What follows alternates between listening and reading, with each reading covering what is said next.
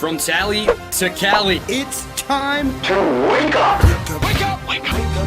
Warchant.com is your ultimate Seminole sports source. And this is Wake Up Warchant, presented by Zaxby's Now here's Warchant.com's Aslan Hajavandi. and Corey Clark. What's going on, everybody? I'm Aslan Hajavandi, joined by Corey Clark, senior writer for Warchant.com, lead writer. It's Wake Up Warchant, presented by Zaxby's Indescribably Good. Promo code is at the bottom of your screen. You thought maybe we'd be taking a hiatus. No hiatus. We back. How are you, Corey? I'm good, man. Let's get right to it. So much to talk about. There is, man. Comings and goings. Leonard Warner says his heart is still in Tallahassee, as thus he has removed himself from the portal and is now back, I guess, part of the Seminole family. So be careful what you tweet or say once these guys put their name in the portal, because they can always come back. Come back. In seriousness, though, look, he'll be good for depth. I mean, you're hoping you get something a little bit better out of the portal than the 6-year senior. But he'd be good for depth. It seems like he's a good teammate. He's obviously been here long enough. He knows the ins and outs. But overall, the transfer portal, man, just went crazy today. I thought, I don't know why. I guess I'm just an idiot. I thought it would start to die down as we got back into January and school started again. But today, I feel like was the biggest day yet, and there were huge names. There's the LSU tight end. There was the Rambo kid from Oklahoma, who's like a starting wide receiver at Oklahoma. Just seemed like there were a lot of big names out there today that really hadn't been the case lately. Yeah, big programs. Notre Dame. I think Clemson had a guy in the portal as well too. So that offensive lineman I mentioned, I think on the show Sunday when we recorded, Tykeus Crawford from Charlotte, he committed to Arkansas. So I didn't realize he was a true freshman this year. So he never got coached by Atkins at all. So there wasn't much of a connection there. That's a little bit. You'd figure that maybe people in Charlotte, like, hey, if you are going to leave, in Tallahassee could probably coach you up pretty well. So that happened. I do need to get the phone lines up and running. They're not up and running right now because I'm trying to get our Instagram. We're trying to stream on Instagram, but we've had a little issue there. But I'm just going to lean on Corey here. So we're on Instagram. I didn't know that. Yeah, we're expanding, man. Have we always been on Instagram, or is this this is the maiden voyage? This was supposed to be, but it's currently not working properly. But I'm trying to figure it out to get it properly working. Also on the sort of administrative side, really it's not an on-field coaching position. But Carlos Lachlan, who was a high school relations kind of coordinator, was at Memphis. I think he was a strength coach, assistant strength coach at some point. But he did come to Tallahassee with Mike Norvell, has decided to leave the nest. All these guys, pretty much, they want to be on the field, Corey. The dream is to get on the field somehow, some way or another. He's got that opportunity, I think, at Western Kentucky. Now I guess all eyes turn to how they utilize that position moving forward. Yeah, get somebody from the state of Florida would be my man. This little blue thing really makes my eyes pop. This blue undershirt. Yeah. I just noticed that. Wow, I was startled. Wow, what a handsome guy. I would say get somebody from the state of Florida would be my go-to. Somebody with a lot of connections in the state of Florida, and go from there. That's my advice, free of charge, to head coach Mike Norvell. Okay, that's all. Maybe even South Florida. All right, specifically South Florida, right? Like you can't. Can you do what you have to do in Florida State or anywhere in the state of Florida if you're not killing it in South Florida? Yeah, you can. I mean, there's a lot of talent at other places. There's other metropolises, but that's a good one to have. That's a good one to be able to dip your toe into and get, again, think of the 13 team without Freeman and LaMarcus. I mean, those were pretty big guys on that team. They would have been good without those two guys, but, all-time great good, I don't know. But Miami's a really, really important place to get. By the way, so Marvin Jones Jr. is on the clock for next year, huh? I think so. He's a DN. Looks like he's a DN. Florida State's one of his final 10 or 12. And we talked about it on headlines today. Man, Florida State's got to land Marvin Jones Jr., right? Yeah. I mean, that's what I equated it to. It would be like Danny Werfel Jr. going to Arkansas or something. Like Marvin Jones is literally the best defensive player they've ever had at this school. Now, a college defensive player. Him and Dion, I guess it's 1 and 1A, but Marvin Jones was incredible. My man finished 4th in the Heisman voting as a middle linebacker with no touchdowns, just straight up. He's awesome. He makes a lot of tackles. He is one of the 4 best players of the Bowden era. And he's a big-time Florida State fan, too. Like, it's not like he's one of these guys that just, goes on and starts living his life and keeps up occasionally. He is a big-time invested Florida State fan. So, man, you hope the dad can have some sway there. Obviously, want the kid to be able to make his own decisions. Sure, make your own decisions, Junior. But, man, it would be nice for Norvell if they could get a commitment from him. I can't hear you. Mute myself. There you go. I apologize for that, everyone. I think we're up on Instagram now, though. So if you're watching us on Instagram, I can't see what you're saying, but you're watching us. You should subscribe to our YouTube channel and also hit the thumbs up if you're watching us here on YouTube, or maybe you're watching us on Facebook. But as we record the show, we have not heard the winner of the 2020 Heisman Trophy, which is something that you're part of. Yeah. I guess first off, who are you expecting to win? Don't give us your ballot because you can't tell us. And then second, even though we know the Heisman Trust is probably watching this, earmuff yourselves, guys. Is there anything you would give your vote up for? Like, would you give the vote up for a Heisman to be part of the Pro Football Hall of Fame voters, or like Cooperstown? Oh, yeah, sure. I mean, I think pro football, it's like 30 dudes, right? That just sit in a room and argue for a few hours before the Super Bowl. That's what I've always been led to believe their election process is. And if I was on the Pro Football Hall of Fame committee, Leroy Butler would be in the Hall of Fame. Anquan Bolden in a few years would be in the Hall of Fame. Warrick Dunn might even get in the Hall of Fame. But I would make strong arguments for those people. Leroy Butler, because of what he did on the field, he was an all-90s decade player for a Super Bowl champion. Like, literally, he was an all-pro, all-decade guy for the 90s.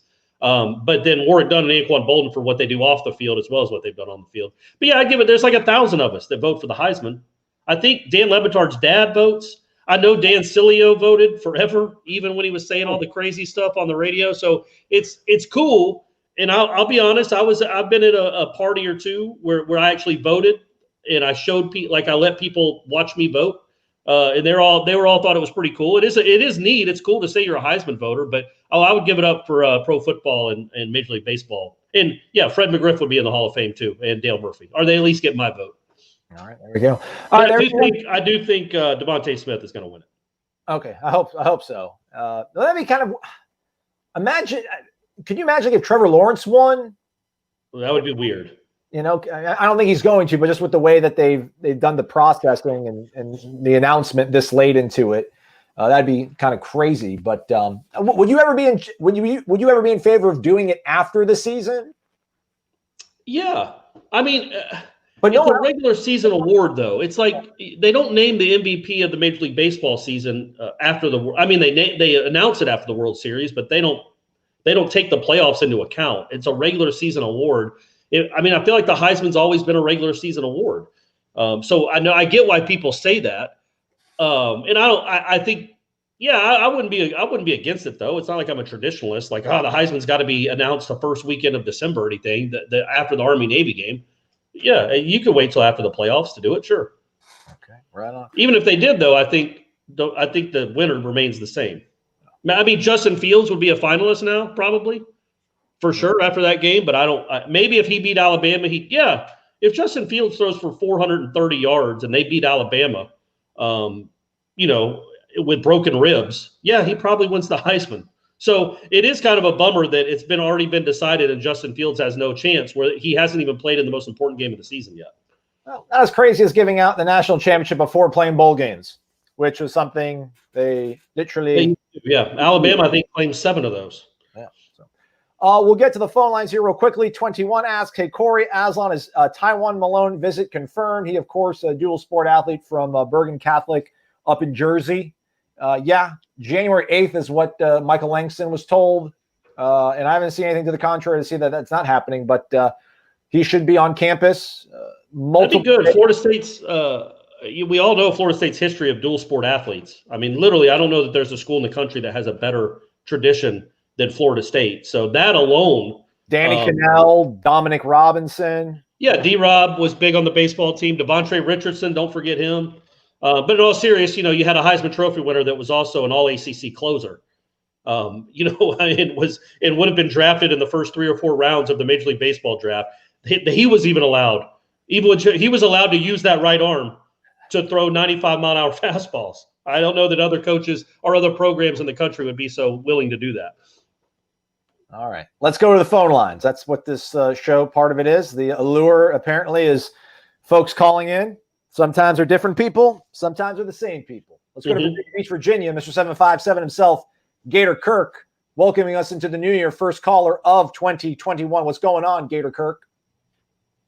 Happy New Year, gentlemen. How you guys doing tonight? Good. What's up, buddy? Doing well, man. Good, man. I tell you, just a segue on that transfer portal thing, man. That's like Corey's little black book in college of women, man. Hello. There's just 20 new entrances every day, but Yeah. now that I had a big fat black book. He settled down. Yeah, my black book wasn't little, Gator Kirk. It was a big fat one. It was like the size of a phone book. It was actually just the phone book. Hey, that's what I said. I said in college, man, you're like the transfer portal. There's two people entering every single day. Sure. That is absolutely incorrect at all. I'm not going to get into it, but I had a girlfriend for a good portion of it, but still, I was not a hit with the ladies in college, surprisingly. All right, we're going to move on then. So okay, good. Everyone hits that thumbs up button. So here's my question for today. What's your favorite FSU memory of 2020 from any sport? Okay. Mine is easy. Mine is the Louisville basketball game at home, notably the Trent Forrest dunk over Nora, and then the Patrick Williams steal at midcourt and dunk.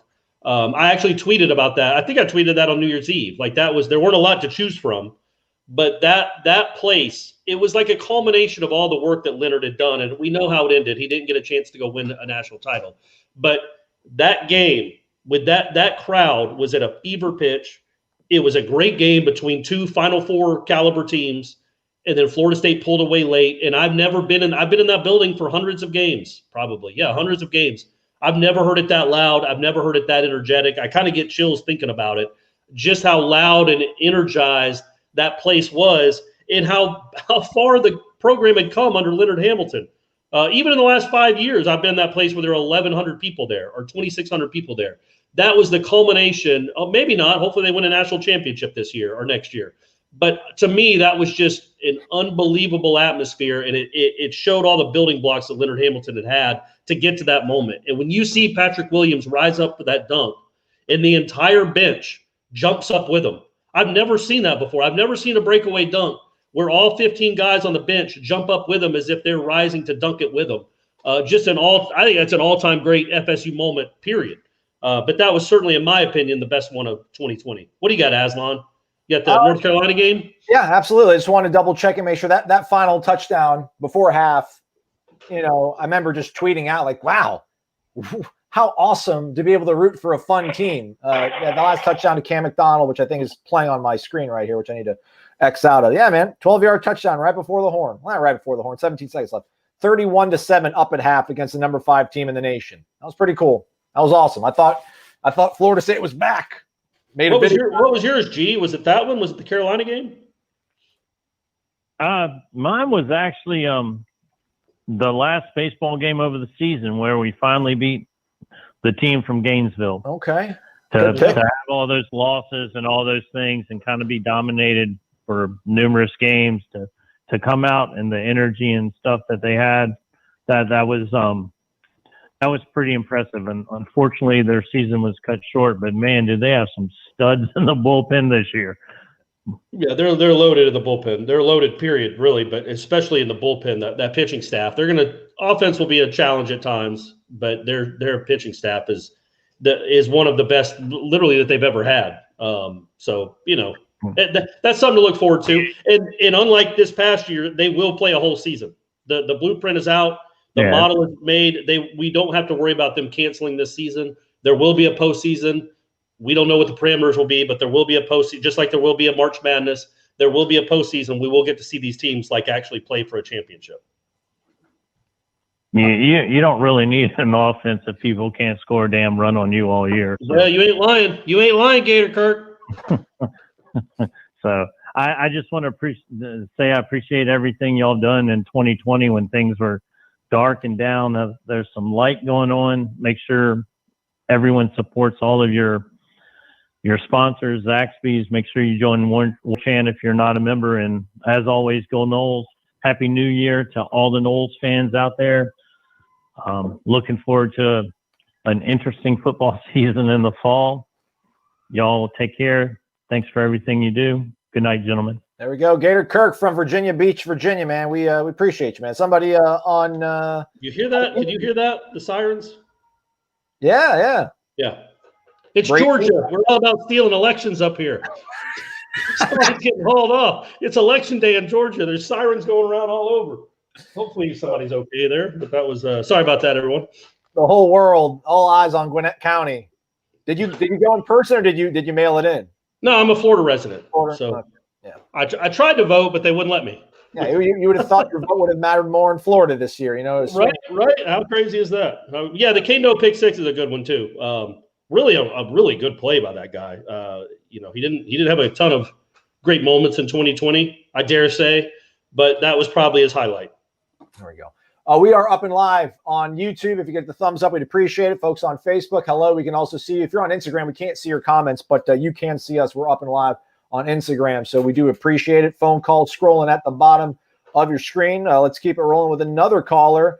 Let's go to Thomasville, North Carolina. We got Daryl on the line. Daryl, let's talk about the future. How you doing, Daryl? Happy New Year, man. Happy New Year to you guys, Lon. Happy New Year, Corey. Hope y'all had a very Happy New Year and a very Merry Christmas. Indeed. I know this is the second winter workout session with Coach Norvell, and I think the first one seemed to be working out pretty well. The guys seem to be getting pretty strong until things shut down there in the spring. My question is, if the second one is like the first one, where guys started getting stronger and the speed kind of starting to get better. If we have a spring practice, if we have the regular spring practice, how do you think these guys are going to improve? Do you think they're going to improve to the point that we can compete, at a higher rate this next year? And I would recommend everyone. I assume everyone watching this is a member of Warchant. And if you're not, get on board. It's not too late. It's never too late. But Ira had a really good Q&A with Storms, the strength coach over there, and he gives a lot of information on why that would be, why it's so beneficial to have these programs and have them here for the whole next 8 or 9 months. It's a really big deal. And so it can't hurt for sure. And again, I just think it was so choppy, man. They went 3 months, I think 3.5 months without being on campus. Look at that question by Ira. That's a wordy question. That's 100 words. And I can't criticize anyone for being wordy as you listen to this 500-word answer. But I just think it was so choppy last year. You can say, go get 2 barrels of whatever, pine tar or turpentine or whatever you have laying around the house and lift that up 50 times. It's not the same.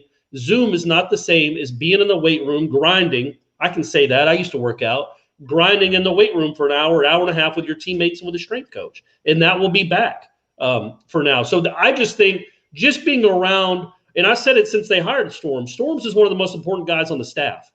And to be around him full time for the next 8 or 9 months, as opposed to being chopped up and being at your home, they sent you food or they told you what to go buy, but nobody's really keeping an eye on what you're eating. They're not keeping an eye on your body. They're not keeping an eye on how much. They can't be that close to you. Now you're going to be getting professional training every day, every week, and that can only make them better. It's only going to make them bigger and stronger, and certainly that should mean that they get better as well, especially on the line of scrimmage, which is where Florida State, well, I shouldn't say that. They need to improve everywhere, but that's a big place they need to improve. Yeah. I got a second question for you real quick. What area do we need to improve on, I guess, the most? I know our offensive line improved, I think improved dramatically over a year. Yeah. So what other part of our team really needs to take a step forward this next year? Pass rush. It's got to be pass rush. You had the worst pass rush of any FBS team, probably. You certainly had 9 sacks as a team. You gave up 29 sacks. That differential has got to be the worst in the country. 9 sacks, 3 from your defensive ends is almost an embarrassment to have 3 total sacks from your defensive ends. The 2 that were seniors, they had 3 total sacks. 1 had 0. So you have to develop a pass rush. If you have a pass rush, you can hide some warts, man. You can hide some warts in the backfield, in the secondary. You can even hide a few warts at linebacker.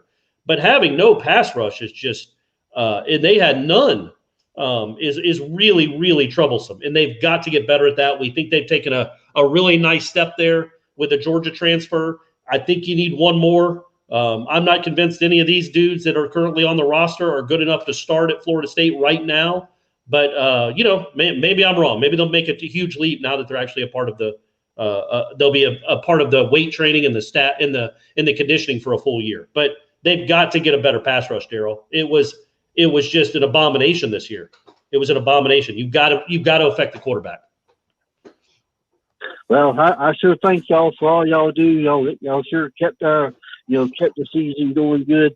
I appreciate, because we sure don't get no Florida State stuff going on up here in North Carolina. So I sure appreciate all y'all kept all y'all did for us Noles fans up here in North Carolina. I hope y'all have a great evening, and go Noles, and God bless y'all. There we go. Daryl from Thomasville, North Carolina, Captain D_63 on the warchant.com tribal council. Thank you, Daryl. We appreciate it. Yeah, it's very nice, man. By the way, in case you couldn't see that, it's a very small 108th, according to Pro Football Focus, Florida State pass rushing grade. Look at that. They're ahead of Northwestern. Yeah. I take it all back, guys. You don't need a pass rush. Northwestern's out there holding Ohio State to like 20 points. Indiana too. Look at that, 6-6. Well, that's crazy. They kind of look at the record. Everybody in this neighborhood. 3-7, 0-5, 2-4, 2-4, 0-9. Yeah, look, I mean, these aren't. It's crazy that Northwestern is that. Northwestern had a good season. It's crazy that they're that low, but all the other ones fit. 3-6, 2-7, 2-9. That's what bad pass rushes usually get you. You know what? Northwestern's got a 90.4 coverage grade, Corey. So who needs a pass rush when your guys are doing well in coverage? Yeah, you're elite. You're elite there. Okay, I see you, Northwestern. When I think cover corners, absolutely, I typically think of Northwestern. Evanston, Illinois, buddy. Yep. Evanston, Illinois. That's how they get down. Shout out to folks watching us on YouTube. Appreciate you, Jared Armstrong. $5 in the jar. Appreciate you. Do you think FSU football, Corey and Aslan, will be ready for Bama in 2025 and 2026? I'm going to say no, but ask me again in a couple years, Jared. That's a long way away. I do like kind of the direction Norvell's going, but I will have a better answer for that. I just because of what he's done in the portal. But I'll have a better answer for that next year. That's a long way away. Who knows who's coaching Alabama then? It could be Nick. It could be Coach Saban. But I mean, he'd be 74 at that point, 74 or 75. He's got his daughter ripping off on Twitter now. He's got problems that a 74-year-old might not want to deal with anymore. So we'll see. But if Nick Saban is there, it's look at that. Look at Alex Leatherwood. That's insanity. Look at that, man. I've been looking like Bobby Scott, rather than comparing to Robert Scott. I mean, where does his bicep end? What is that muscle? Is that just his tricep? Yeah. That goes around. It's like there's nothing tri about that. That's like 5 or 6 muscles. That's a 6-step. That's crazy. That arm is like my leg. But anyway, apparently Alabama recruits good linemen and feeds them well. But yeah, I would say Alex Leatherwood won't be there. If Nick Saban is there, look, it's going to be tough. Let's be honest. He's the best that's ever done it. He's got that thing rolling like no college football team has ever rolled. And trust me, I know all about Florida State's dynasty. This is ridiculous what's going on at Alabama for now 12 years. But maybe he'll be gone by then. Maybe he'll be gone. Maybe he'll retire and let the rest of college football start having fun again. I kind of want to see Alabama win because I have this weird, like I do respect Saban and I don't like Ohio State, but AJ McCarron and Jake Coker and these guys they can't. Mac Jones is going to win a national championship. Come on. Well, Mac Jones is better than those two guys, it seems. But yeah, man, it's just remarkable. I mean, they get the best receivers every year. It used to be, you could beat out. They would have a very good defense, but they weren't dynamic out. They weren't dynamic on offense. But now that's gone too. They have the best or second best offense in the country. They have a wide receiver that's about to win a Heisman for the first time since Desmond Howard. It's been 30 years. So yeah, it's just the beat keeps going. And maybe Devontae Smith will come back. He can come back again for another year. Maybe he wants to win 2 Heismans in a row. James, there we go. Let's get this party started. James B, Panhandle, Horn Gang, make some noise. A little bit of this too. A little bit of that too. Wishes us a happy new year. Do you know where college athletes fall in the logistics of this vaccination? I'm afraid we're going to miss spring again. How about you? Thank you very much, James, for the tip. That's awesome. You don't have to do that, but we're so happy that you do. Really, it's very, very nice, over the top nice. They're not anywhere in they're not. I don't know what phase they're in, but they're not in the first few for sure. But I think what you do is remember spring was. I mean that was right at the beginning of it. Nobody knew anything. Like if college basketball was a summer sport or a fall sport, they would have played March Madness. It would have been convoluted. It would have been all messed up. You would have had teams had to sit out or maybe forfeit because they had a COVID outbreak, but they would have found a way to play it. Back in March, they had no idea how to handle it. They just nobody was ready, and we can't blame anyone. We'd never seen anything like it in our lifetimes, so nobody was ready for it. They're ready for it now. So they can't bubbleize these kids, but they can do contact tracing. They can, if a kid tests positive, he's away from the team, but they can. I wouldn't see them canceling spring. They might pause it for a week, but they've got all this built up, and the kids aren't going away. Sorry, the young men aren't going away, are going back home. They're going to be in school, so the school will be open. So you just pause it a week if there's a bad enough situation, or 2 weeks, and you extend it to May or you extend it to late April. They will get through the spring almost assuredly, just like I think they'll get through a baseball season. There'll be stops and starts. There'll be hiccups for sure. Like there's hiccups all over the place, but I think they will definitely have a spring practice. Yeah. Thanks, Corey. Well said. Thanks, buddy. You, James. You're the man. You're the man. You beat Ray. You beat Ray to the punch to start off 2021. Don't go down like that, Ray. I kid. We love both of you. We love all of you. Shout out to Redbeard. Redbeard stepping it up. A little bit of this. Dollar bills, y'all. Happy New Year, gentlemen, says Redbeard 40. 50 American he threw at us. That's pretty cool. Do you think Florida State's recruiting for the incoming 2021 class, including transfers, looks better, same, or worse had we not played a season at all in 2020? I think. Thank you for the tip, by the way, Redbeard. Yeah. Thank you very much, man.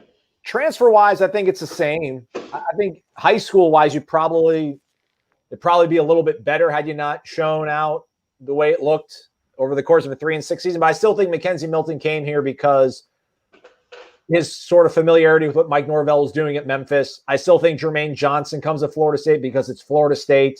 They need help at that position. They're going to probably let him pin his ears back and chase the quarterback. And he's going to be a mercenary and come here for 1 year and try to put up big numbers and help this defense out. So I still think you're in the running for those guys. There's nothing you did. There's nothing Adam Fuller did that Jermaine Johnson, I don't think saw. Was like, yeah, man. Oh, that Josh Kando. If he was built like me, he would have been, the Bednarnik winner. So yeah, I think high school, your prep part of the class, probably a little bit better. The transfers, I still think you probably would have gotten these guys had you not played. But we played, and I'm glad we played. I don't think it would have been. I don't think it would have been worse if they hadn't played. I think. It's just hard, man. It's hard to answer because they couldn't sell anything. They couldn't bring them on campus. They had to do Zoom meetings. They couldn't sell practice because the kids couldn't come and watch practice. They couldn't. There was no way to really sell Florida State except what was on the field, and what was on the field wasn't great. So I don't know. I think you could make an argument that it would have been better if they hadn't have played. but maybe by a smidge, man. Because again, you're not going to get a ton of 4 or 5-star kids to commit to a coach that they have no relationship with, weren't really able to develop one, and didn't follow Memphis football for the previous 4 years. So, I just think that's a hard question to answer. It's a good question. It's just hard to answer. I think I will say this, and this isn't answering your question. If they had a Miami type year at 7-3 or 7-2, something like that, I do think they would have had an uptick with the high school kids. Yeah. You know what I mean? Like, I think that just goes without saying. But I don't think them being as bad as they were was a huge hindrance, because I don't know that they would. That was. Yeah, I just don't. I don't know. I mean, you don't lose Luke Altmaier, probably, man. I mean, not that I'm fine with Kenzie Milton. We're good there, but Right. like the high school prospects, they were in the mix with some guys, and then as the season progressed, those guys fell off because they saw the way the team was playing. So Yeah. had they not played that, the staff showed enough charisma and personality and vision to these players to get them to buy in and commit before the season started. But then, proof's in the pudding, and then these players started kind of backing off. But ultimately, man, when they go back and retabulate this class, and you include these transfers, and they're not done. There's a kid from South Carolina. Looks like that might be on deck to commit defensive back. How about his name's Jamie Robinson too? I think Jamie. There's two. Well, it's spelled Jamie, but I think it's pronounced Jamie. Okay. Shout out to mom and dad. I'd be cooler if it was pronounced Jamie, because that's my jam. This is my jam. Yeah. Over and over again. Jamie's a cooler name than Jamie, but he could be the second, or he would be if he committed, the second Jamie Robinson defensive back from South Carolina. That's right. Rock Hill, South Carolina. Stand up. So that's that would be unique. So yeah, he was spelled Jamie but pronounced Jamie. He was a freshman All-American by Pro Football Focus in 19. I looked it up. He had 15 tackles against Texas A&M that year, which was the most a South Carolina freshman had in 25 years. This year, I think he was second on the team in tackles, and obviously was a pretty highly touted kid coming out of high school. That would be, again, we don't know if for sure it's happening, but if it happened, again, you're talking about an instant starter, probably, certainly in the rotation, an instant impact transfer. And I'm telling you, if you add a guy, let's say Robinson, is it Jermaine Jones? Yes. Is that his name? Jermaine Johnson. I keep wanting to say Jermaine Jones. Jermaine Johnson, Milton. When you add all those guys to the recruiting class you're bringing in, you have one of the better classes in the ACC. I know it's Florida State. You're supposed to have one of the better classes in the country. But when you factor in, if they get a kid like Robinson, and they're still not done, even if they get him, there might be somebody else. If you factor in him with Milton and Johnson and Parchment, and maybe there's somebody else out there, a receiver that's out there, another one they get, or another defensive end they get. You're talking about one of the better incoming classes in the ACC, probably just behind Clemson, I would think, if you factor in the immediate impact and the immediate starters you're getting in the transfer portal.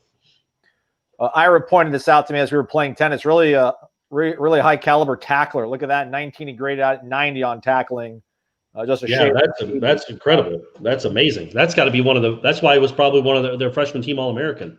Yeah. But that's an incredible number. That's really, you don't see a lot of blue on any of these guys' pages, but that's really impressive. Great. So, he would be a big pickup. 59.4 in coverage, maybe leaves a little bit to be desired. He's a hammer. You're bringing him in to hammer, be a tackler. Yeah, one of these days I'll pull it up. But if you ever need a good cry, go to Pro Football Focus and look at the 2013 Florida State grades. They're just blue. 90. A lot of blue. Yeah, I was imagining there's probably a lot of blue everywhere. LaMarcus probably had some blue. The quarterback had some blue. Amazing. Rashad Green was probably blue a good bit of the time. Yeah. Gator Kirk in the house again, dropping off some cash for your guys. Appreciate you, Gator Kirk. You the man. $20 and 21 cents. New year. 2021, baby. All right, let's do a twofer. Let's go to the phone lines, and as we welcome in our friend from Napoli down in Naples, Florida, let's also let everybody know that he's brought some cash to the table, thrown 50 our way. A little bit of that. Let's go. It's Mark Adamczyk. What's going on, Mark? How are you, man? Happy New Year. Happy New Year's, boys. All right. I'm glad you brought the show back so early. And this is awesome. We're going to keep it going. 2021 is here. No Mercy. That's my little Cobra Kai reference. All right. I don't know if you guys have seen it yet. I do. I watched. I just finished the 3rd season a couple nights ago. Pretty No awesome. spoilers, but I liked it a lot. I mean, it's a little cheesy at times, but you can't stop watching it, you know? You know what you're getting in for when you're watching a show called Cobra Kai that's about a movie from 35 years ago. You know the deal. So if you take it with that, I really enjoy it. I think they do a really good job with it. Yeah. Yeah, Ralph Macchio is 59 years old and he's still kicking butt. That's crazy. He's 59. That's nuts. Well, That's crazy. I know, right? That's older than Ira. I had a long day at work and I feel like I let the show down. I didn't come up with like a real creative question, so I'll try to bring it next week. But I just, I wanted to thank Corey for his rant yesterday on Dabo.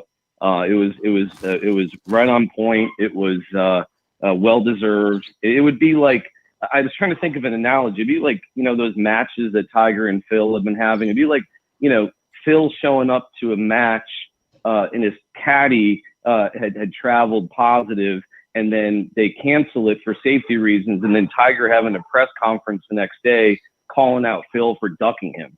It still upsets me, and I just wanted to thank Corey for that because it was spot on.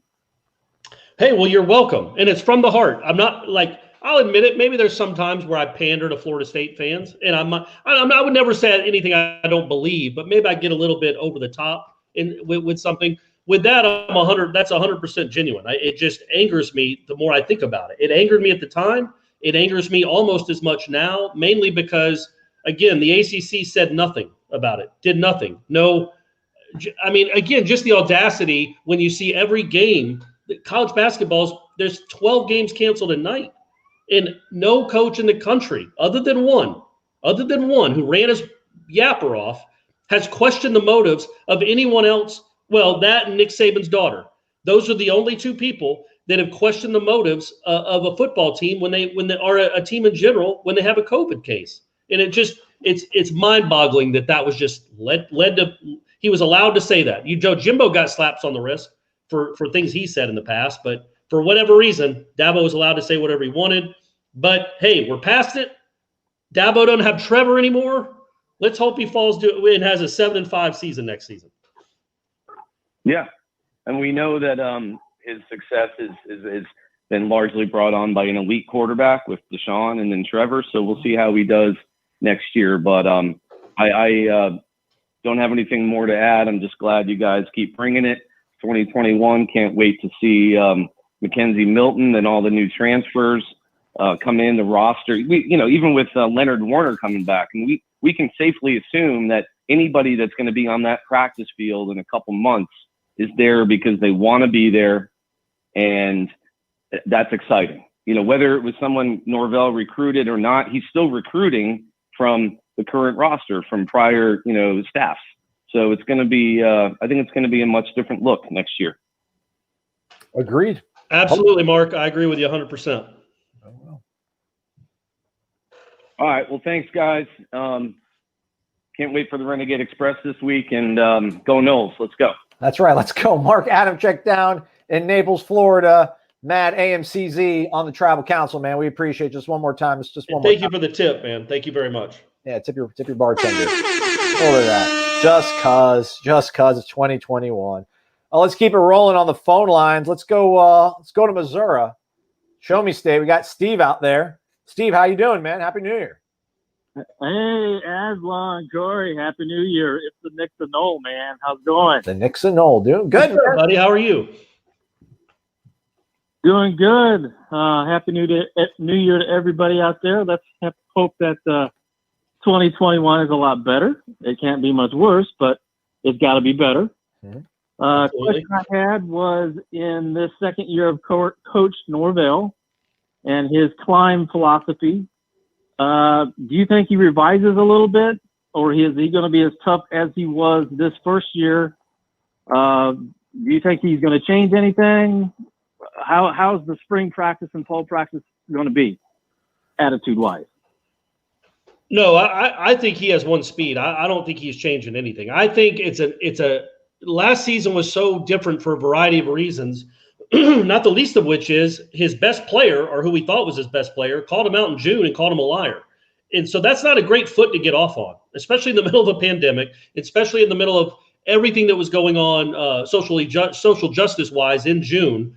And then for that to happen, he might have, I don't know, walked on eggshells a little bit. Like it surprises me that Warren Thompson remained on the team after his tweets in August, but maybe that was Mike Norvell having gone through what he went through with Marvin Wilson. And maybe, I'm not saying I know this for sure because we weren't at practice, but maybe he was a little lighter with guys than he will be now. But I think, again, I'm not calling these guys bad eggs. I'm not going to say he got rid of the bad eggs. But the people that don't want to be at Florida State are no longer at Florida State. From Marvin, and again, Marvin's an all-time Nole. I shouldn't say that. He was a very good player, but he wants to go be an NFL player. We all get that. Raymond Woody wants to be somewhere else. Jaden Large-Woodby wants to be somewhere else. Corey Durden wants to be somewhere else. J-Rob, Kendo, those guys don't want to be at Florida State anymore. The guys that are at Florida State in 2021 are guys that want to be at Florida State, and guys that, quite frankly, in my opinion, if you haven't transferred out now and you played for Mike Norvell, then you've bought into Mike Norvell and you know who he is. So I think he's as hard or harder than he was his first year, because these are guys that I think he knows he can push because they stayed here. They're on the roster. These transfers know what they're coming into. Maybe you would assume, but I just think he number one, I don't think he wobbles too much back and forth either way. He is who he is.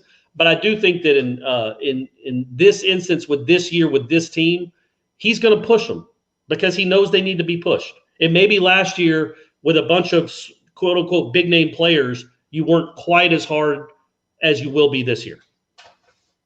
It makes sense to you, Aslan, or is that just a long rant? I mean, screws are going to get tightened, I think. Yeah, I don't see him like letting off the gas. If anything, it's going to be more, hey, look what happened, guys. Like you realize, we set our standard, we fell short of it, and then we saw it too many Saturdays. Like, you sick of this yet? I do think there'll be a greater sense of urgency to buy in for the players that are still here. So I keep my fingers crossed on that. And then part of me also wonders too, like this whole addition by subtraction thing. I've been on teams, obviously not at the highest level, like we're talking about Florida State football here, but I'm not going to let some other person's, attitude affect the way that how hard I'm going to go out and play for my team or for myself, my own personal pride.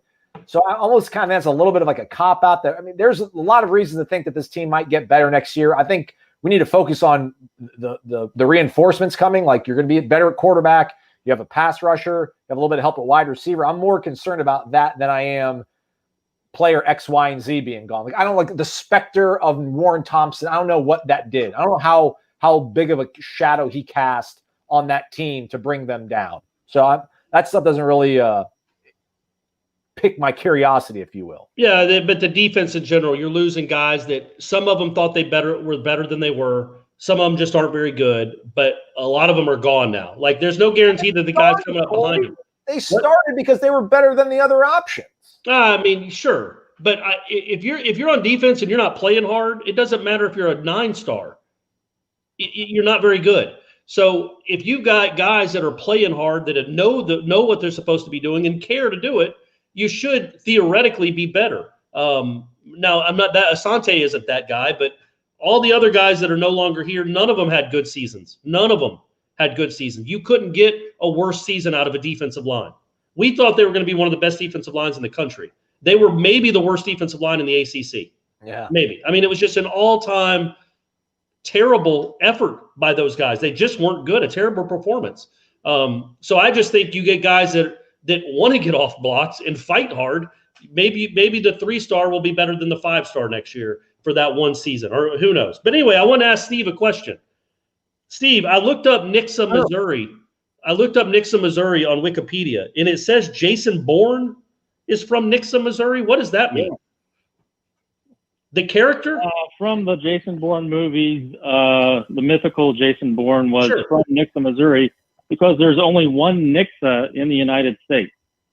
So when they made up his profile, that's where they made him from. There you go. Aslan, you didn't know that, did you? No clue. Did not know. I know that Aslan did not know this. I know that Nixa High School's head football coach is John Perry, though. I know that. And yeah, how about Jason Bourne from Nixa, Missouri? No, that's a deep dive. That's a great. I wonder if how many people outside of Nixa, Missouri. I wonder if Matt Damon knows that answer. We'll actually, last time I called in, I got a message from somebody in Springfield, Missouri, that heard the call from Nixa. So yeah, there's a few of us up here. Okay, nice, man, nice. There we go. Very nice, very nice. All right, Steve, we appreciate you, man. Hey, thank you guys for everything. Keep up the great work. Go Noles, and let's make it. Let's go. 2021. There we go. Steve from Nixa, Missouri, man, bringing the energy. It's Gator Kirk. It's contagious. See, maybe that's what it is. That's right. You bring the juice, like a guy like Gator Kirk, a guy like Mackenzie Milton brings the juice, and everybody gets better, man. And Gator Kirk's usually our leadoff leg. He's our first leg. So, you don't put your slowest guy number one. You want the guy, that's the guy that sets the tone, is the guy that comes out of the starters blocks. So always a great job out of you, Gator Kirk. There we go. Shout out to Derek Neal. Appreciate you, man. 5 bones. I'll get you some claps. Pretty good stuff. Thank you, Derek. Says wishes a happy birthday to the one and only Warrick Dunn. Asks, what's your favorite Warrick Dunn memory? Although he spelled his name wrong the second time. Funny that he says Warwick. It's funny that he says Warwick because that's what my dad used to always call him, Warrick Dunn. Even when he was a Heisman candidate, my dad was still mispronouncing his name, which I had to correct him on. Oh man, there's a ton to choose from. I think the easiest answer is obviously the 93 game in the swamp. It's not so much that he's awesome and he makes that catch and then he's so much faster than that Florida safety, but that he has the nerve in that moment with a national championship on the line to do the little. I'm not athletic enough to even do it. Like the foot drag thing he was doing the last 6 yards. Like he knew. I mean, most freshmen in that moment are just, let me get to the end zone. Let me get to the end zone. This is huge. He still had enough what for in him because he's a cocky guy now. He wasn't, or he's certainly confident. Maybe not cocky is not the right word. And he wasn't brash, but he knew he was a badass. He knew he was really good. And so for him in that moment to kind of drag his feet the last 5 yards, was like, look at me, like kind of pound my chest. That I'll always remember that. The only bad news is I wasn't at that game.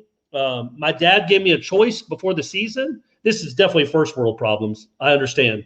But he told me I could either go to the Notre Dame game at Notre Dame or I could go to the Florida game. And I chose the Notre Dame game and wound up probably choosing incorrectly in hindsight because it would have been awesome to be in the swamp. But I was on my couch watching it. And I jumped up pretty quickly when Warrick Dunn caught that pass and started running down the sideline.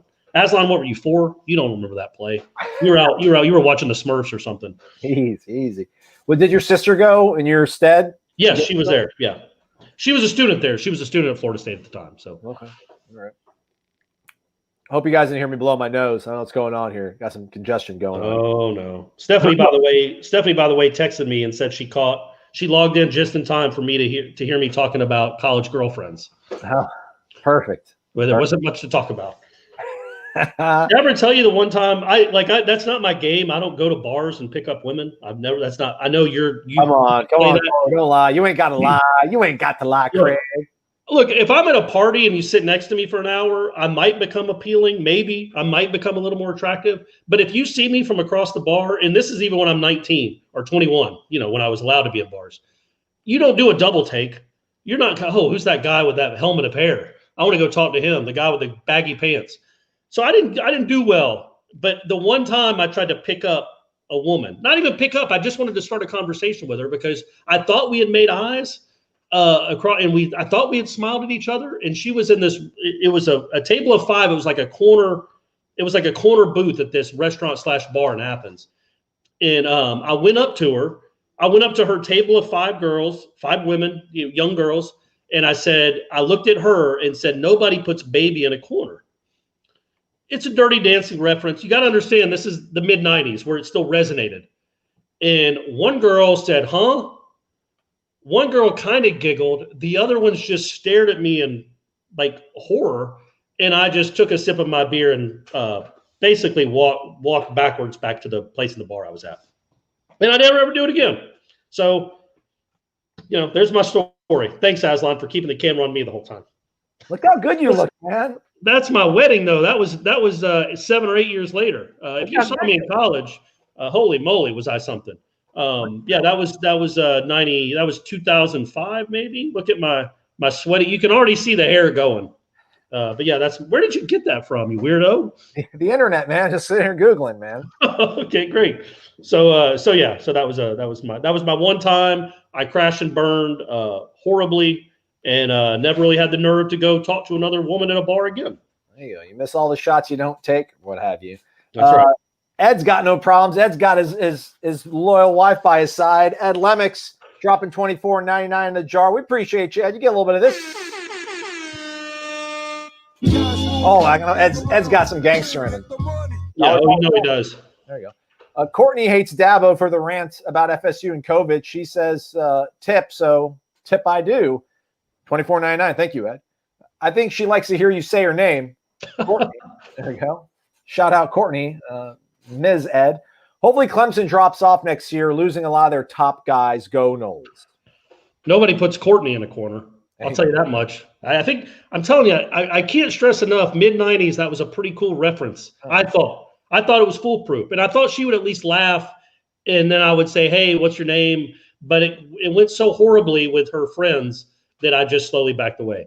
But yes, I do think that. Thank you very much, Ed and Courtney, for the donation or the tip. Sorry, Aslan. Yeah, they are losing a lot of guys. Now we've been here before.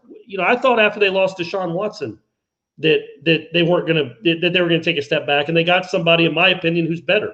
So you would think that the DJ guy isn't going to be as good as Trevor Lawrence, but who knows, man? Who knows? And they've got guys coming in. They're going to be good. They're going to have the most talent on the ACC, but eventually you can't keep losing top 5 quarterbacks, number 1 quarterbacks in the draft, and stay status quo. You've got to take a step back. And quite frankly, I feel like they did this year. Like, not just the last game to Ohio State, but there were other games this year where they kind of struggled a little bit, limped along, didn't dominate like they normally do. And then, they gave up 49 to Ohio State. So Venables isn't, invincible. So I do think they took a tiny step back. So that will help. I don't think it's going to help enough for Florida State to have any chance there against them next year. But moving forward, if they can continue to incrementally come back to the pack a little bit, yeah, that'll definitely help. And I would love nothing else than to see Dabo have to answer questions after like a 6-6 season. Because he didn't handle it real well. Remember, I talked about this on headlines too, when they beat South Carolina that one year, like 56-42 or something. Yeah. And he ripped the fan base for not being happy with the win. Yeah. Wait till he has to now he's dealt with bad seasons before, but this was before he was Dabo. This was when he was just hanging on for dear life to have a head coaching job. Now that he's been to the mountaintop and they have a down year, and it's an inevitable. It's going to happen at some point. A down year for them might be 8 wins, but it's going to happen at some point. How's he going to handle that? Because there's a chance he could lose his mind. Shout out, Ed. Thank you. We do appreciate it. Thank you, Courtney, as well. Keep telling Ed to throw us money. The better half in that relationship for sure. We do forget that there was a quarterback between Deshaun and Trevor, and they still went to the playoff with him. Yeah, but they were not a national championship caliber team that year. But you're right. The ACC was so bad that it didn't matter. Did they go undefeated that year? Right? They lost the Pitt. They lost the Pitt, I think. Oh, okay. Kelly Bryant lost the Pitt or whoever it was. So yeah, they still made the playoff and had no shot against Alabama that year, but because Kelly Bryant wasn't very good. But yeah, there was that 1 year gap where they were good enough to hold on until Trevor came along. But yeah, so man, the ACC's got to catch up, man, and Florida State's got to get out of the starters block. This is ridiculous. They're getting some transfers. Let's go. Let's get Florida State to 7 wins. Give them a game at least. Be in a game with them in the fourth quarter. There we go. The big homie, Ray Pereira, is here, everybody. 2021 can officially begin.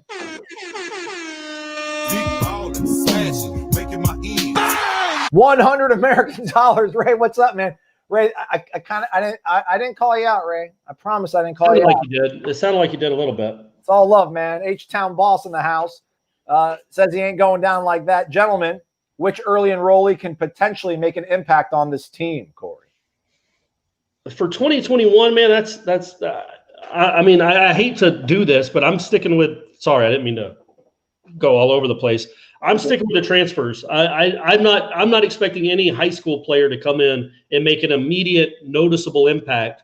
I mean, it could happen, but I don't expect it to. It can happen. It has happened plenty of times.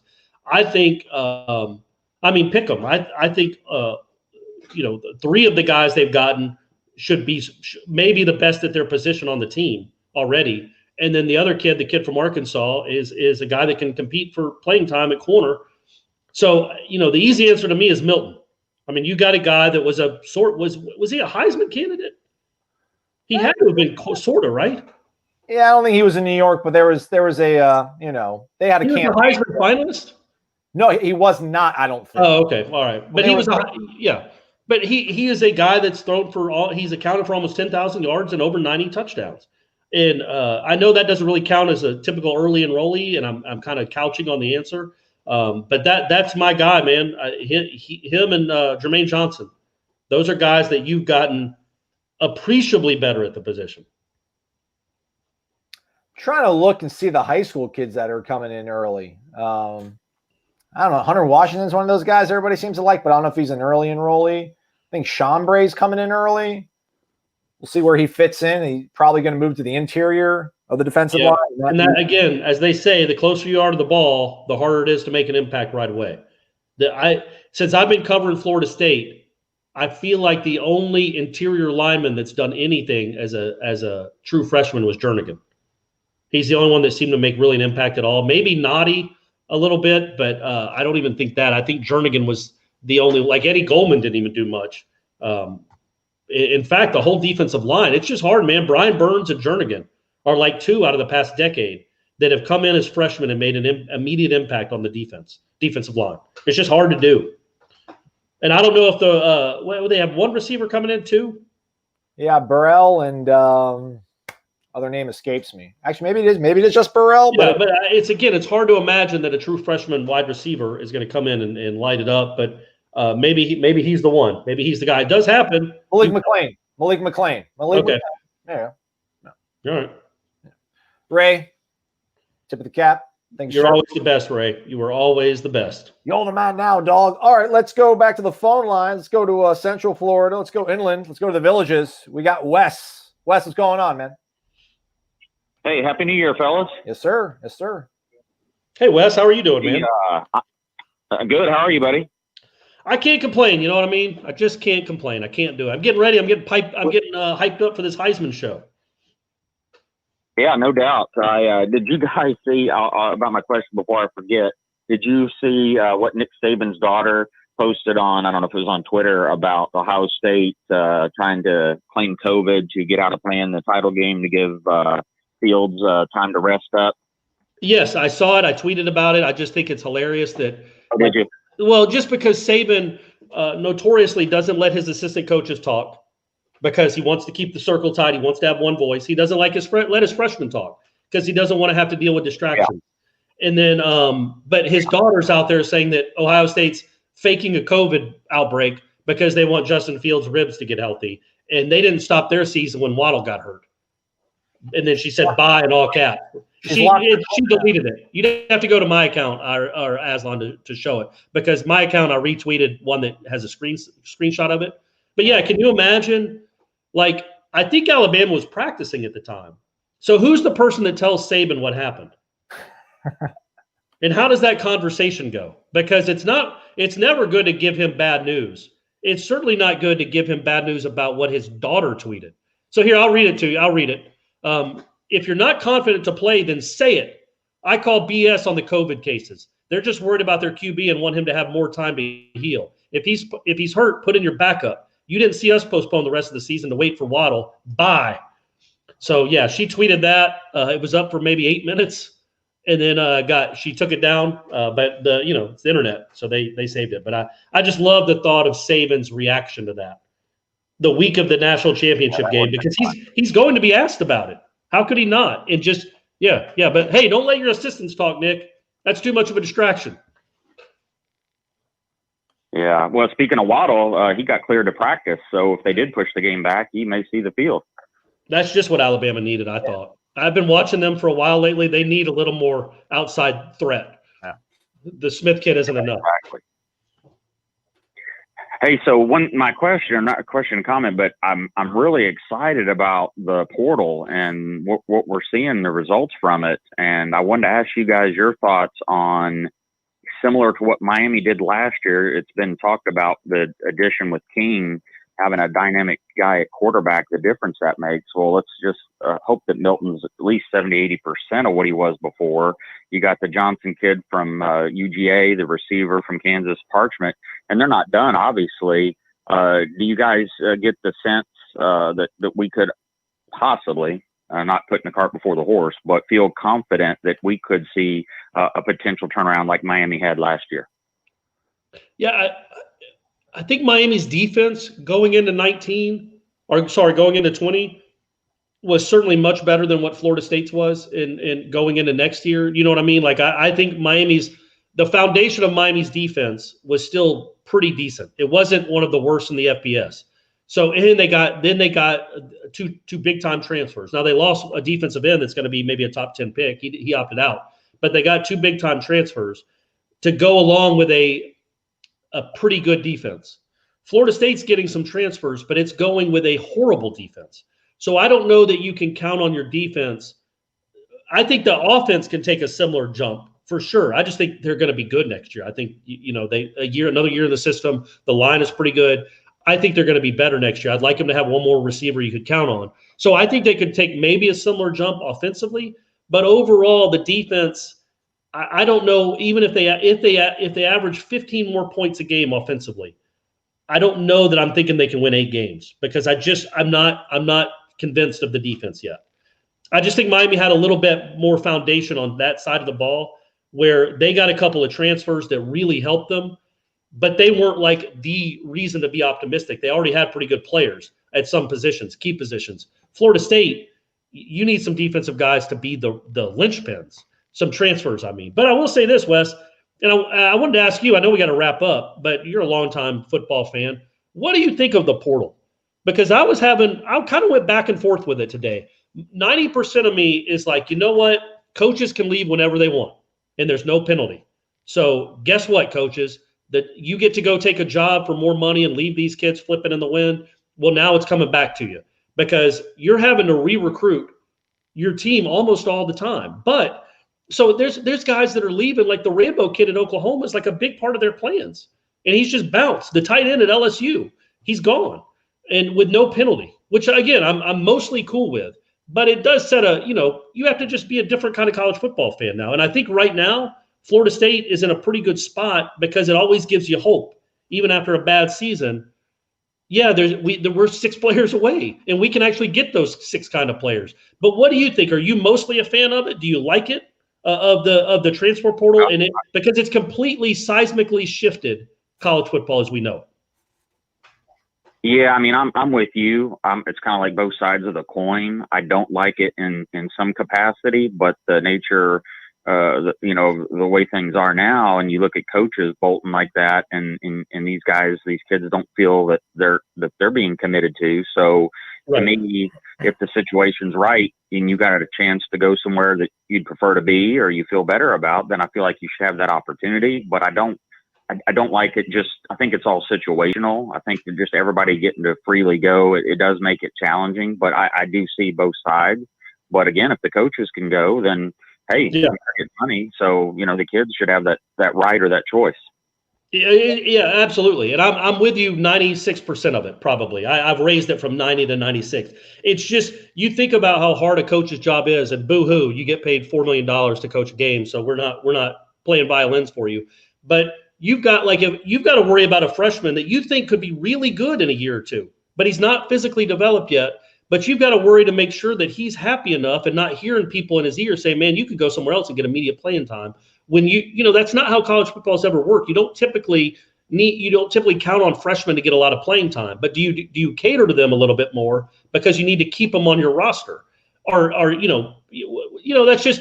the new reality. It's 2021. That's what this sport is now. It's just different than we've ever had it, and it's not going back. So the transfer portal really, I mean, I know Alabama and Clemson and Ohio State, but I feel like the next tier, the second tier, it really it makes it. There's a lot more parity now because you can get, no matter what your recruiting classes look like, you can go get a dude that would be one of the best players on your team just by saying, "Hey, we got a spot for you," and he's 20 years old or 21 years old instead of 18. Yeah, that's what Kevin said. The transfer portal kind of evens the field. Speaking of the portal, you guys obviously are aware that we get to have Leonard Warner for another year. That's right.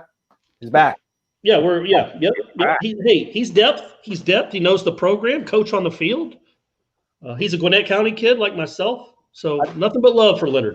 I think Ira pointed out like his 2 highest graded weeks of the season were his like last 2 games when he made that move from linebacker to the edge rusher, whatever, buck, stud, whatever they call these guys. So you took the words out of my mouth, Aslan. That's what I was just going to mention, that he ended the season playing as the best ball of the year. So him coming back, hopefully that, it should at least help the defense. Yeah. Yeah. I mean, he's 6'4", 245. Surely he can play defensive end for this team and help out a little bit in terms of harassing the passers. So yeah, I mean, you see on your screen, the folks that are listening to the podcast, his defensive grade was in the 40s, 30s, and the end of the season with a 67, nearly 68 against Pitt, and then 70 against NC State. So NC State had no answers. NC State had no answers for him. No, none. So yeah, but yeah, that is depth, and that isn't something to sneeze at or dismiss. Having a guy that you can count on. A good teammate, older guy, should be better. And yeah, more, if nothing else, he provides you a little bit of depth and some leadership in that position room. All right, Wes, we appreciate the call, man. Yeah. Hey, real quick, Corey, I just want to tell you before I go, really appreciate your articles on Warchant. You do a great job. Keep up the good work, really.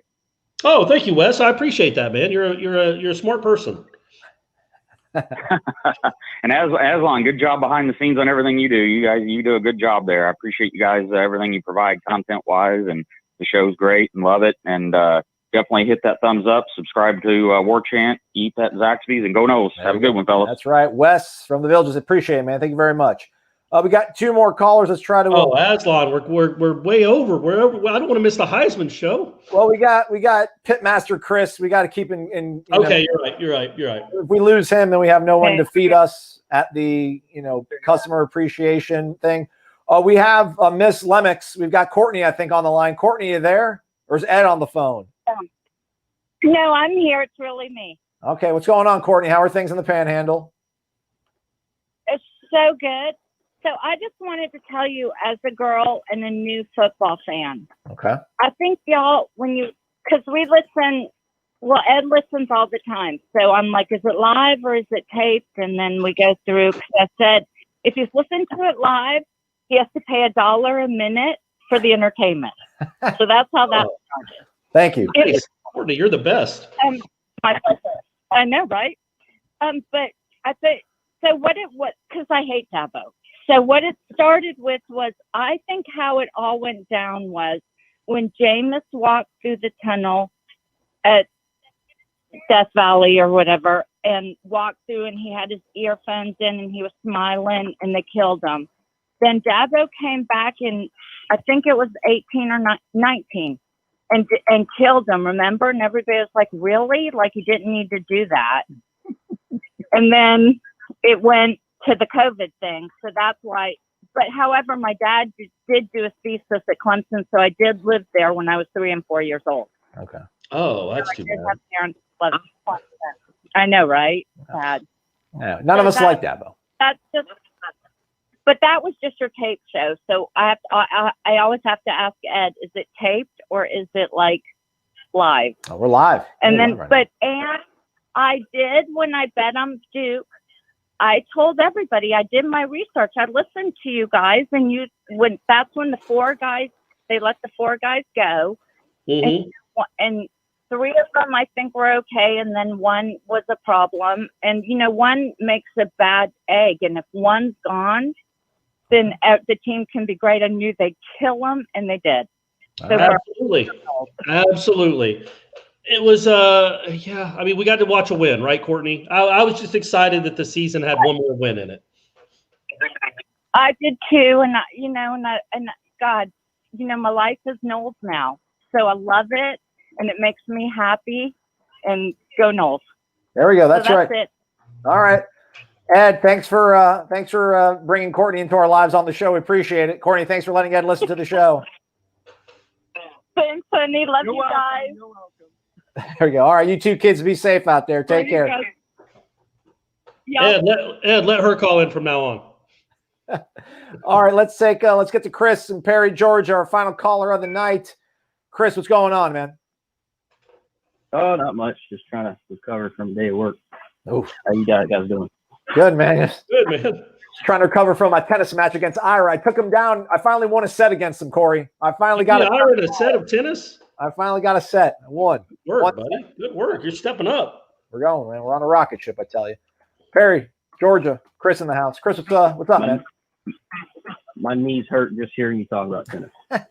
Well, you played ball, man. So you lived a much more glamorous life on the athletic endeavor scene than I ever did. First off, real quick question. Since I can't really find a lot of information about it, doing my own research. What's the status on the football facility? Look, their plan is to have one. That's the status. I don't know how much closer they are to breaking ground. I don't even know if they've decided on the actual location or the look of it yet. But they have new leadership in Seminole Boosters. He has made it a point. He has said that he wants it. Coburn is on record of saying that they want it. They need it. So they will get one done. This did not help. Not just a 3-6 season or whatever their record is in the last 4 years, but obviously what we've gone through with COVID, this did not help from a fundraising scenario. But yes, their plan is to have one. But right now, I couldn't give you a date like whatever March 30th they're going to break ground, and they because they don't know. But the plan is to still have one. But my plan is to grow hair again. We'll see if it works. The Rogaine, did I ever tell you I tried Rogaine, Aslan? Yeah, I tried it. I mean, it didn't work out for me. My one buddy, my buddy's a Gator fan, used Propecia, and he swears by it. But there's some stuff that Propecia can do to you that is not very. And you go and read the side effects of Propecia and Rogaine, and you're like, you want to throw it out of your hand. Like, I don't want to touch this. This is toxic. Yeah. Anyway, sorry, we didn't mean to hijack it, Chris. But yeah, that to me, that answer is. That they do plan to have one, but for now it's still twisting in the wind. They don't know when and how it's going to be done. All right. Well, next I'm going to do something non-typical for me, and I'm going to go on a little rant. Is it about us? Clear out space. Clear out. Okay. No. It's the. I'm glad somebody brought up the transfer portal thing and the coaches leaving because I feel very strongly about this. Coaches, there should be an NCAA rule that prevents a coach from stepping foot on another campus as an employee of that school before that season is over with. That is absolutely something I feel strong about. That will prevent these schools from recruiting and hiring during the season and having these coaches abandon kids while they're being coached. And if a player decides to opt out before the season's over with, he owes that scholarship money back to the school instantly. That money's given up front on good faith.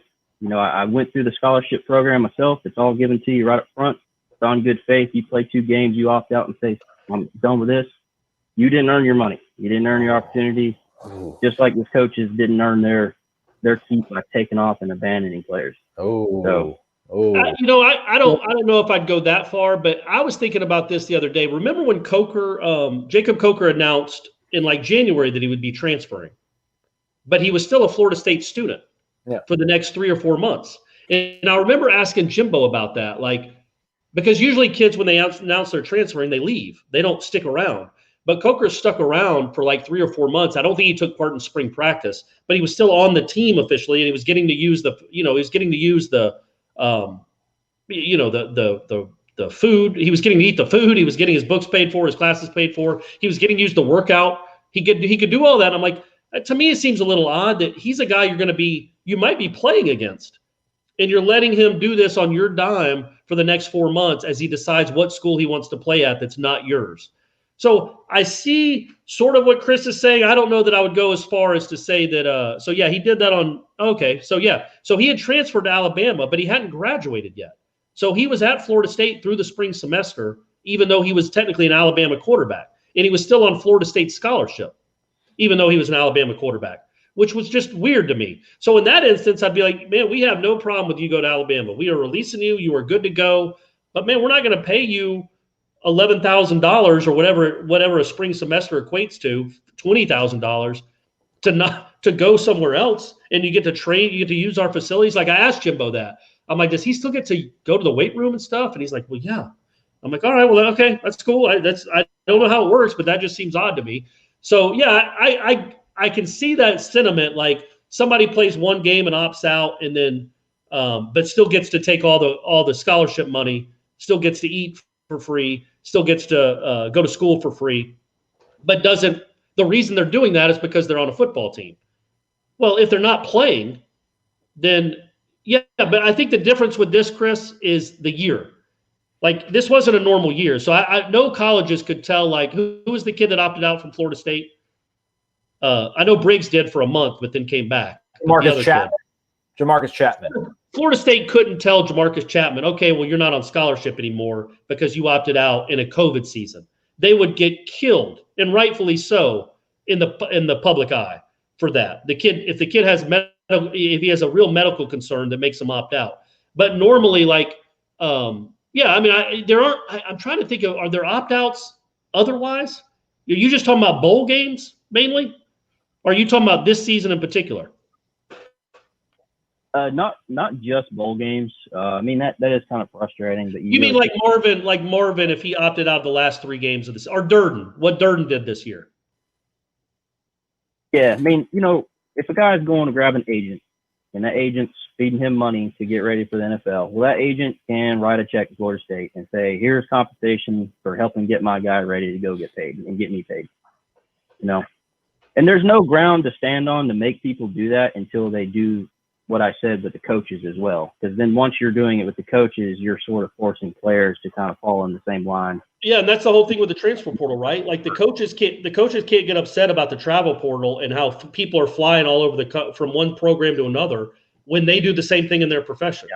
Like if the coaches were like, look, if they couldn't go to another school for a year, if they had to sit out a year, if they had some competition clause where they had to sit out a year to go to another school, then yeah, they would have more footing to say, okay, well, the players do too, but they've never done that. So the players are kind of just doing what the coaches have always done. It's the Wild West out there, man. It's crazy. That NCAA transfer portal on Rivals Twitter site is nuts. It's every 6 minutes there's somebody else in it.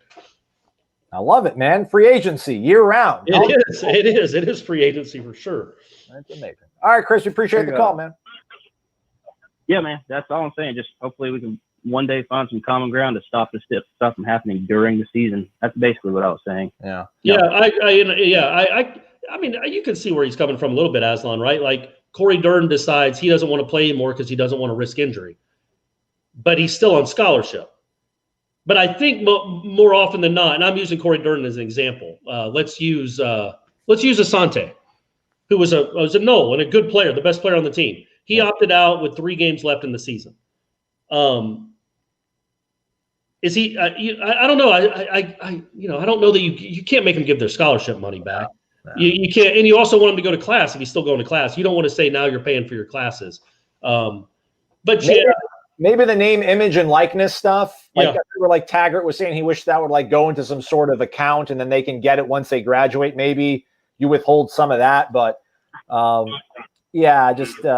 don't know how you go about prorating out a scholarship. Or you only played 6 games, you're going to prorate it out and everything. But I don't know. I mean, if I was you, Chris, if I didn't do this for a living, if I was still like a fan, I'd probably be like, what a bunch of traitors, what a bunch of quitters, get rid of them. But it's such as life in 2020 and 2021 now. I do hate, man, that the freshmen go to a school, they don't play right away, and they're like, okay, where else can I go? It's like there is something to sticking something out. There is something to be said for sticking something out and becoming a really good player as a sophomore or a junior, like it's always happened in college football. And now they're just sped up. If it's hard for them right away, then they want to. A lot of them want to go somewhere else and try to go. I'm going to go to my second choice. Maybe they'll play me now.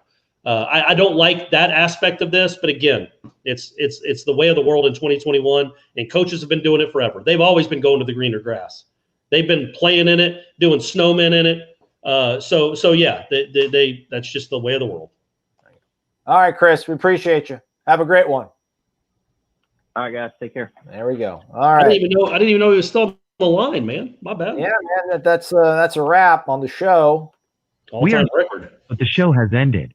Goodbye. There we go. Goodbye, everybody. Have they announced the Heisman winner yet? They have not announced the Heisman winner yet, though. But it looks like Devontae Smith got the inside track for best dressed. I mean, Kyle Trask. I don't know. I don't know what's going on here at all. Diablo triangle goatee. But look at that. That's like velvet, black satin lapels from Devontae Smith. Mac Jones, very Trumpy, very, very traditional. Trevor Lawrence, he's got a wife. He doesn't care about anything. He's just living the dream. First overall pick, Jacksonville waits. Yeah. So good for him. We are done. Thanks, everybody. Ray, Ed, 7 Toms. Oh, shoot. 7 Toms gave us $24.99. I didn't even say anything. He wanted to know if we're going to still do these call-in shows live. We are. And we're going to do one later in the week, I think, with maybe Gene and I, or maybe even Michael Langston. Yeah. And he's off topic about what you guys are talking about starting advance, but we didn't have speed on the defensive line. That was a major issue. Absolutely. That's speed. Not a lot of twitchiness up there. Greasy lightning speed. Sorry about that, 7 Toms. I apologize, man. You know, you pay it. You gotta get a little bit of love. Let me see if I can even find it on the screen. I can't. It scrolled off. We got too many people yammering about stuff. Somebody's talking about Jimbo and stuff. It's crazy. Okay. Anyway, all those guys, Ed, 7 Toms, Derek, Mark, Gator Kirk, Redbeard, James B, Jared Armstrong, who got us started off. Thanks so much, man. We do appreciate it. We'll be back with another live show, I think, on Thursday. Stay connected to warchant.com, though, in the meantime. And we'll do that show, and we'll do whatever else. And he's Corey. I'm Aslan. Say goodbye for all of us, Corey.